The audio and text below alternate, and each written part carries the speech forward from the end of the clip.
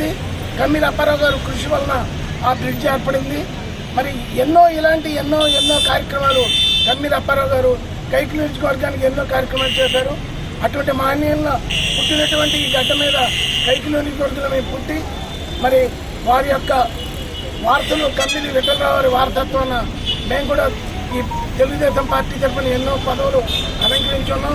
అదేవిధంగా కైకిలి నియోజకవర్గంలో కమ్మిలి అప్పారావు గారి వార్తలైనటువంటి కమ్మిలి విఠలరావు సారథ్యంలో మేమందరం కూడా ఎంతో సంతోషంగా ఈ రాజకీయ పదవులు అలంకరిస్తా కైకిలి నియోజకవర్గ ప్రజలందరికీ కూడా చక్కటిగా సేవలు చేయడానికి అవకాశం దొరికినందుకు ఎంతో సంతోషిస్తున్నాం.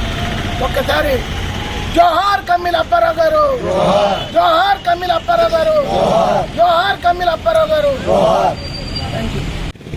ఉమ్మడి కృష్ణా జిల్లాలోని ఈ కైకులూరు నియోజకవర్గంలో మరి దాదాపు ఈ 70 ఏళ్ల రాజకీయ ప్రస్థానంలో నీతికి నిజాయితీకి నిలువెత్తు నిదర్శనంగా నిలిచినటువంటి స్వర్గీయ కమ్మిలి అప్పారావు గారు. కమ్మిలి అప్పారావు గారు అంటే కైకులూరుకి వెలుగులు తీసుకొచ్చినటువంటి అప్పారావు గారు.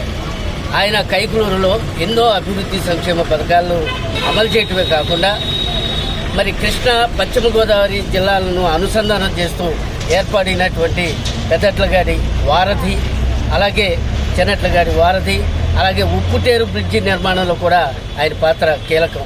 మరి ఈ సందర్భంగానే ఈ 2 జిల్లాలను అనుసంధానం చేస్తూ రవాణా సౌకర్యాలు మెరుగుపడ్డాయి. అంటే కమ్మిలి అప్పారావు గారి కృషి, ఆనాడు పట్టుదల, విశ్వసనీయత, మరి నీతి నిజాయితీ, ఎంత నిజాయితీ కలిగిన వ్యక్తి అంటే మరి నేటి తరానికి ఆయన స్ఫూర్తి ప్రదాత. ఇవాళ రాజకీయాలు చూస్తూ ఉన్నాం.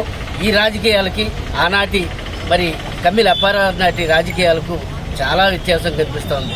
ఎందుకంటే కమ్మిలి అప్పారావు గారు అంత నిజాయితీగా, అంత నీతివంతంగా మరి తన 12 ఏళ్ళు 1955లో మొట్టమొదటిసారి ఆయన శాసనసభ్యుడిగా ఎన్నికై మరి 67 వరకు మరి ఎందుకంటే ఆ రోజుల్లో పార్లమెంటుతో కలిపి మరి శాసనసభ ఎన్నికలు కూడా ఉండే ఆ నేపథ్యంలోనే 2 సార్లు ఎమ్మెల్యేగా ఆయన 1967 వరకు అంటే దాదాపు 12 సంవత్సరాలు ఆయన శాసనసభ్యుడిగా ఈ కాన్స్టిట్యున్సీలో ఈ నియోజకవర్గానికి ఎన్నో సేవలు అందించారు.